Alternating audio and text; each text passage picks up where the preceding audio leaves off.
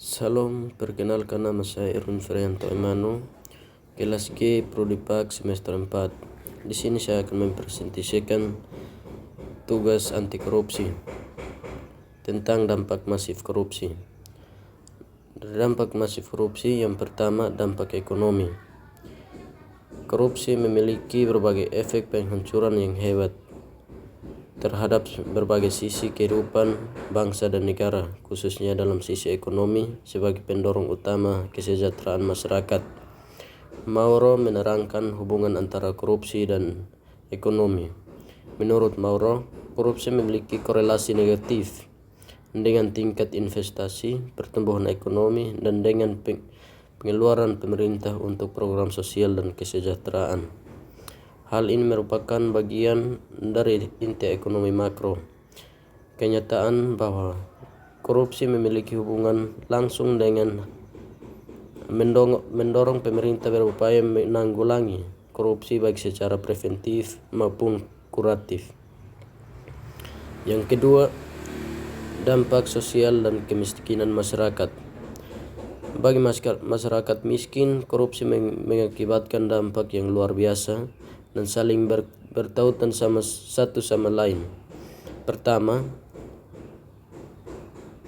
dampak langsung yang dirasakan oleh orang miskin yakni semakin mahalnya jasa sebagai pelayanan publik, rendahnya kualitas pelayanan, dan pembatasan akses terhadap berbagai pelayanan vital seperti air, kesehatan, dan pendidikan. Yang kedua, dampak tidak langsung terhadap orang miskin yakni penggalian sumber daya milik publik untuk kepentingan pribadi dan kelompok yang seharusnya diperuntukkan guna kemajuan sektor sosial dan orang miskin melalui pembatasan pembangunan. C. Runtuhnya otoritas pemerintah. Yang pertama, matinya etika sosial politik. Yang kedua, tidak efektifnya peraturan dan perundang-undangan. Yang ketiga, birokrasi tidak efisien. Yang keempat, dampak terhadap politik dan demokrasi.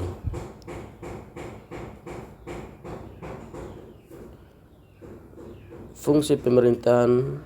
Mandul korupsi telah mengikis banyak kemampuan pemerintah untuk melakukan fungsi yang seharusnya membentuk hubungan yang bersifat transaksional yang asim dilakukan oleh berbagai lembaga pemerintah, begitu juga Dewan Perwakilan Rakyat yang tergambar dengan hubungan partai politik dengan voternya, menghasilkan kondisi yang sangat rentan terhadap terjadinya praktek korupsi.